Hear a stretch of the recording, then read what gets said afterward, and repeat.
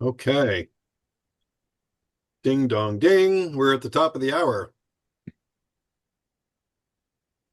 Welcome to the September W7PRA meeting. I'm Paul Enzero Villar, chair of the board, and we'll do some introductions. Looks like we have almost a full screen here today. So, Paul, in the left top corner, why don't you go ahead? Paul Branchfield, W7PEB, the Southern contingent from Roseburg. Awesome. And Drew on the other end of the spectrum. Drew Terrell, W3HES, and I'm coming in from Ocean Park, Washington. Thank you, thank you, Drew. Thank you, Paul. Mr. Ted, sharp and snappy dresser as always. Well, thank you. I am Ted Mitchell, the W7RTM club secretary, and I'm on the outskirts of Philomath. Good to see you as always, Ted. And Anna, and good to see you again. Yeah, I'm Annalise McDermott, NH6Z. I am in metropolitan Lebanon. Thanks for joining us tonight, Anna. Andrew. Andy. Mm-hmm. Oh, we'll come back to him. It looks like he hit the cancel button. We'll go on to Mr. Tom. I'm Tom Pomrose, KK7YZC, 3 miles north of Corvallis. I'm relatively new to ham radio and new to this group. Awesome. Glad to have you. I think I've seen you maybe one other time, maybe twice. So thank you for joining us tonight. Mm-hmm. We have some interesting things to share tonight. So we'll hope you find it interesting. And we'll go back to Yeah, can you hear me now? Yeah, I can hear you, Andy. Go ahead. Okay. Andy Prentice, W7AAU. I'm the club's treasurer, and I'm located in rural Lynn County between Tangent and Corvallis. Thank you, Andy. Glad you found the connect button again. Yeah, I hooked up my brain. Yeah, no, that's all right. We all do it. Mr. Ron with 7QP in the background. Sans Snow. Yeah, Ron Post, AE4JL in the big town of Millersburg. And yeah, sorry, I appear to be up here twice. My first connection didn't work and won't go away. So at least on my screen, it's showing me here with 2 connections. Yep. Not much I can do to it. We'll just leave it there as a shadow. All right. Scott.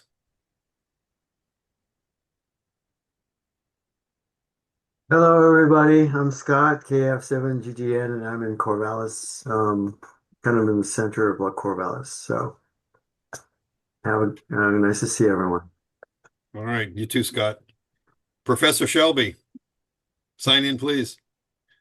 Mike Shelby, W7RIS, about 10 miles north of Corvallis, up in the Soap Creek drainage area. Thank you, Mike. Appreciate your support in all things radio related. Sarah, good to see you again. Yeah, it's nice to be able to get this back on my calendar. Sarah Hunter, KJ7LCX, and I live up the Mackenzie River Valley, about 40 miles east of Eugene, and not quite in the shadow of Mount Hagen. Oh, wow. You're okay. See, we got north, south, and east covered. Excellent. Thank you, Sarah. Thank you for joining us. And looks like we got Andy. I think we got everybody. Oh, nope, Tyler. Tyler's got no screen today, but we can hear you, I'm sure. Tyler, 1 mile south, WB7DD, and I'm 1 mile south of downtown Corvallis. Excellent. All right. Looks like we've got the lucky 13 here today. So, and there's Ron twice because he wants to make it 14. Okay, great. We've got Ron and anti-Ron. All right. All right, great. Okay, so we typically either start with educational topic or we can do reports. Mike, did you have something you wanted to cover earlier or later by chance? I can do mine later. I'll go ahead and do the regular Okay. business. Okay, we got a couple of things to cover here, and maybe some of the topics will blend together. So, Secretary's report, Mr. Ted. Well, this month was a fine month. We're sending out the minutes twice. So there's because we didn't have the numbers for the bank accounts available last Yep. meeting. Once I got them, when Sandy sent them to me, I was able to send the minutes out early this month. And then just again, if there's any updates, deletions, additions, well, you know the drill. Email me, w7rtm@arrl.net. Thank you, Ted. I looked at the minutes and they looked absolutely spectacular to me. So thank you. All right. Andy, treasurer's report. Treasurer's report for September 12th, 2025. Our OS checking account has $980.39. Our savings has $2,492.63. Our total OS balance is $3,473.02. Our PayPal balance is $68.01. Our Square balance is 81 cents. Our cash on hand is $5.24. So our total monetary assets are $3,547.08. And that is it. Okay, thank you. Thank you, Andy. I just figured out screen sharing and then the screen that I wanted to share disappeared. There it is. All right. So I believe that's what Andy mentioned. Does this look right, Andy? I'm trying to look at it. Oh, yeah, you're drawing on the screen. That's pretty awesome. Yeah. That's okay. Looks like the total was 35.47 and 8 cents, maybe. Yes. Okay. We'll go with that, and all the other details you had mentioned adds up to that. So looks like we're doing pretty good here. Thank you. Appreciate your dedication. All right. Website report, Mr. Ron. I don't have a whole lot to report. I haven't got to updating the last meeting up there yet, but yeah, I do want to encourage if you have photos to send that you'd like to post or something, send them my way. Awesome. Thank you. Thank you, Ron. I'll go ahead and cover the repeater report.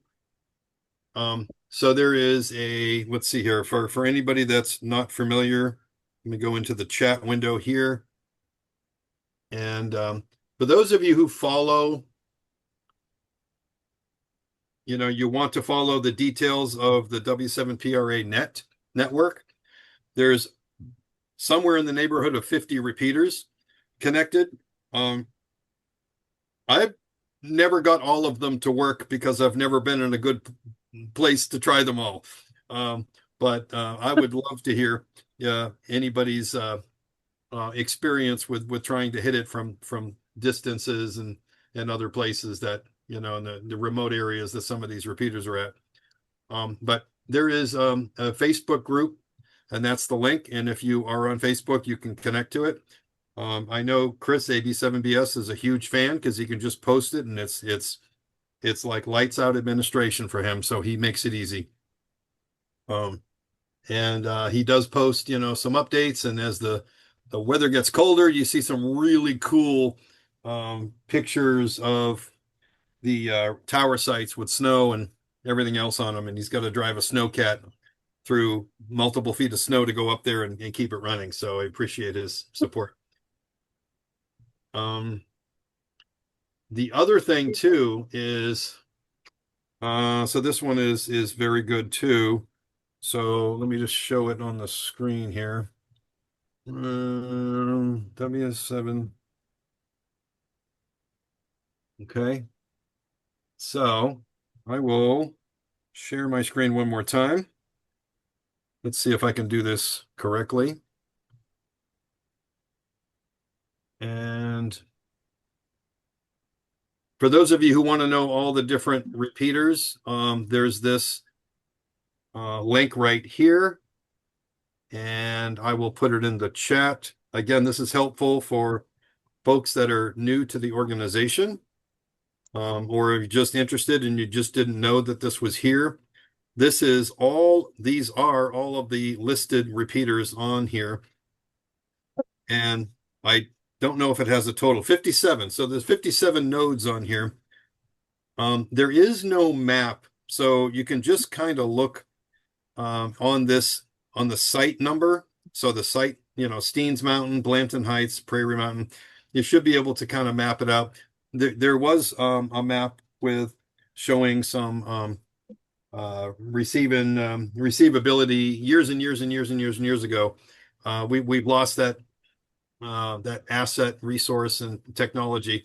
So this is the best we have, but you can kind of see how this can give you a great starting point. And for those who are new to ham radio, you can get this Chirp file.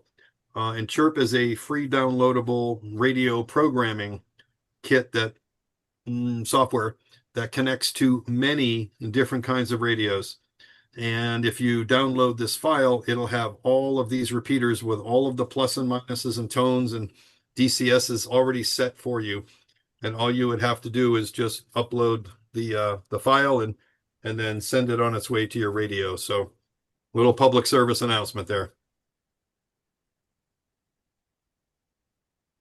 Okay. I was trying to think of any past events. That's the next thing here. Let's see. So was anything happening in August? Anybody want to throw something up for jump ball here? Because I can't think of anything that has recently happened.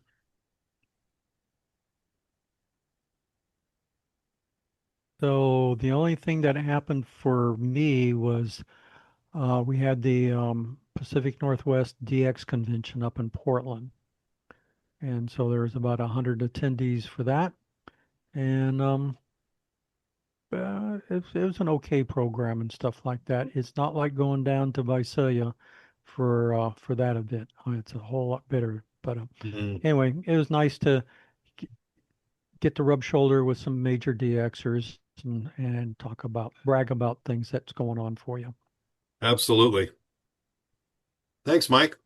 Any others that we can think of? Otherwise, we'll move on to some other new topics here. Okay. All right. So we got a couple of upcoming events. So on September the 27th, we have our picnic in POTA. And I'm literally ready to hit send on the message that'll go out to the Reflector and to Ham Club Online. I wanted to make sure it was good.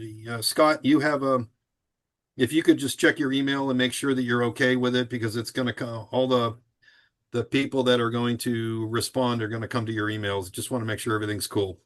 Thank you. Don't worry about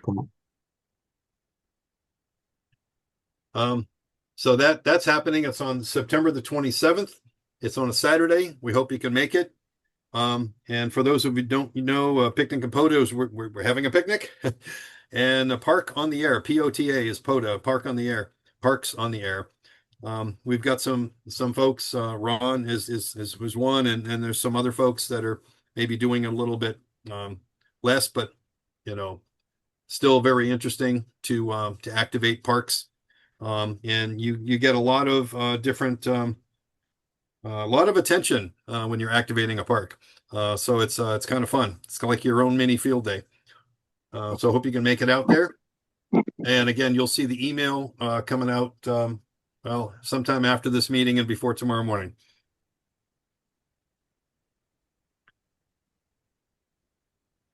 After that, we've got Swaptoberfest. Let me see here.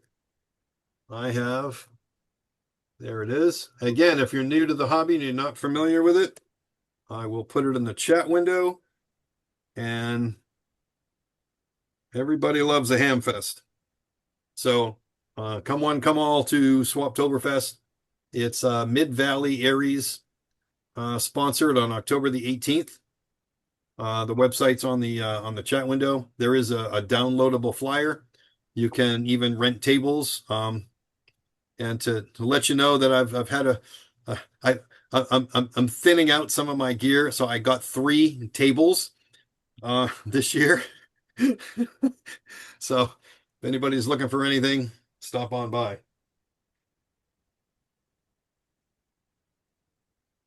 Can anybody think of any other upcoming events, contests, or hamfests that are in this window between now and maybe the next meeting? Well, yeah, it's not a meeting or anything like that. It's we're Benton County Aries, that is, we're putting on another ham class, another technician class. So we're going to have that on October 3rd through 5th. So that falls in that window, but it's a technician level class. So I'll just put it out there, if anybody knows anyone who may want to take the class, and we're going to have an exam session tied to that. So the class is a weekend course or class, Friday night, Saturday, and then on Sunday, we finish the class in the morning, and then we offer the exam in the afternoon starting at 1 p.m. And the exam is open to all levels. So if there's anybody who wants to upgrade, you're welcome to come. It's going to be held in Corvallis. There's no charge for that. It's all free. Class and exam are free. And so we offer that for anybody who is interested in upgrading, as well as the new candidates for technician license. But I don't know how many people we're going to get. It was this. Normally we space our classes apart every 3 months, and we just had a class in August. So October is not even 2 months. We're doing it October 3rd through 5th. And again, if anybody knows anybody who's interested in taking the class, they can go to the Benton County Aries website. So that's just bcares.org. And all the information for registration for the class and so forth is there. Anthony, did you want to add anything to that? No, that's yeah, that's it. Except for the main thing is scheduling was trying to work around the fall sports schedule, particularly for those 2 schools that play the ball that's kind of oblong, and apparently there's a handful of people that like to attend those and to watch them. So do the Beavers really play? I mean, it's kind of doubtful lately, but All right. I mean, there's an equipment boy that has to shop the gear around. So. Maybe they should make him quarterback. Or at least long snapper. Yeah. All right. Little team competition there. Awesome. Great. Thank you, Scott. Anthony, I put the website up there, but if it's wrong because it didn't provide a link, I maybe just go ahead and correct it for me if anybody needs to send it along to any would-be new techs or needs a VE session. Other upcoming new business and events and items of interest. So I moved, and I am down here in Lane County now. Excuse me, too close. Lane County, just about 12 miles off of I-5. Kind of like almost like directly below Lebanon, if you think about it from I-5. It's pretty darn close, over by Dexter Lake. And I guess the upcoming event for me is my partner and I are going to tie the knot. Awesome. Congratulations. So, thank you. And we're going to do that in oh gosh, I can't think of what is it? KL6 land? No, that's Alaska. What's Hawaii, Anna? KH6. KH6. We're going to be doing it in KH6 land.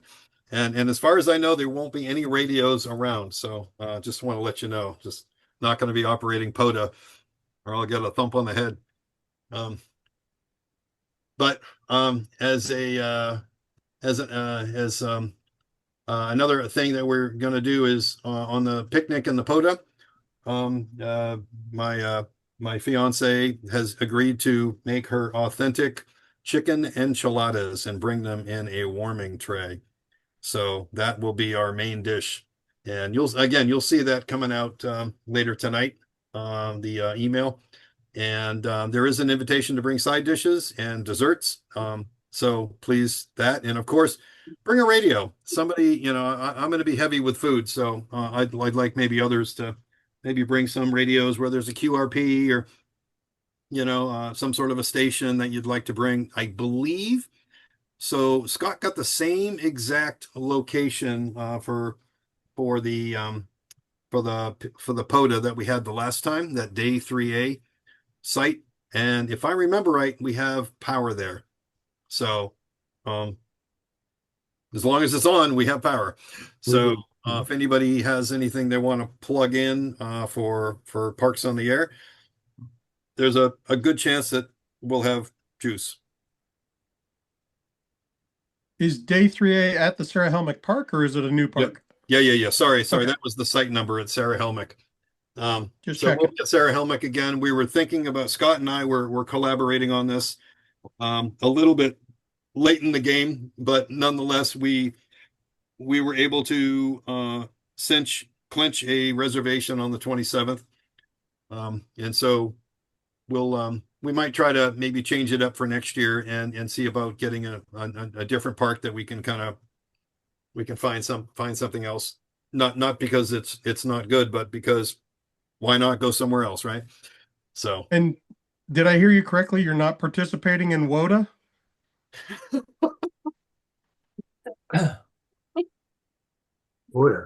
No wedding on the air. Thank you, Drew. Yes, thank you. Very nice. Yes, well played. Everybody give Drew some sort of a hands up, or whatever. Put your hands together. Okay. All right. I'm blushing now. All right. So any other new business? Otherwise, we're going to go ahead and switch it over to our educational component with Professor Shelby. So I do have one radio related thing. It's not quite ham radio, but so I do a lot of stuff at work that involves like home automation style stuff, and do a little bit of the home automation stuff at home as well. So there's one of the protocols is called Z-Wave. And there's a lot of, there's like a gajillion different home automation protocols out there. Zigbee, just straight Wi-Fi, Bluetooth, and Z-Wave. So one of the problems that a lot of people run into with a lot of these protocols is a lot of them run on that 2.4 gigahertz. So they kind of all stomp on top of each other for Bluetooth, and Wi-Fi and Zigbee is all the same spectrum. Z-Wave works on the 900 megahertz spectrum in the US. So similar frequency range as like LoRa. And so there's an outfit called Home Assistant and Nabu Casa that their main deal is some software that allows you to run some, a hub that talks to everything, or at least that's kind of the goal, ish. But they just came out with a new their own Z-Wave hub, so it's a USB to RF dongle, and one of those neat things is in their announcement they kind of went over some kind of fundamental RF ideas. So for example, this little device here, this is a standard Z-Wave hub. So you plug this little USB stick into your, whatever's running it, and that gets you your Z-Wave. And that's the radio and the antenna all in one. This new dongle device is kind of hard to get to show up. But one of the first things is, so it's got this big base, which means that you've got actually a ground plane printed on the circuit board. And then you have this nice vertical antenna style. And so one of the comments they made was, the antenna in this is a little trace, the little squiggly line trace on the PCB. This is an actual antenna. again with the ground plane. So they're finding that, lo and behold, that you're able to get much better signal to noise ratio on this bigger antenna, as well as being able to get communicate with devices further afield. And where this particularly comes into play. So one of the things that a lot of people also liked about Z-Wave is the standard mode is a mesh. So most Z-Wave devices will repeat for other Z-Wave devices. So you can kind of build a network and expand out that way. But there's also a newer add-on protocol that's called long range, and that is a direct star node or star topology style network, where the hub talks directly to the device and only directly to the device. And so with that, they're able to get much longer ranges with the much larger antenna. So Cool. just another place where somebody actually understood a little bit of RF and designed some hardware to make that work better. Excellent. So Anthony, remind us, is that isolated to the ham band, or is it outside the ham band from 900 megahertz? So that's out, or I think it's adjacent to the ham band. Okay. That's part of the ISM or whatever that allocation is. Okay. I wouldn't want to do a lot of ham on it because again, it's the same band that a lot of like the old cordless phones and a lot of those kind of devices occupy. But unlike a lot of stuff, so similar to LoRa, it's a protocol that's not designed to move a ton of data. So you're not going to be streaming 4K movies or anything like that. But it does communicate well with switches and relays and on off and some basic status updates. So nice. The LoRa was designed for telemetry, actually on 900 megahertz. So EISM, industrial with scientific and medical, I think is what it stands for.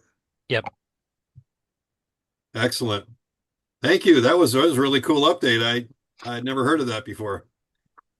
Yeah, they have some really neat stuff, and they also have a really good their blog post they go into a lot of detail about their hardware and the open source designs and everything.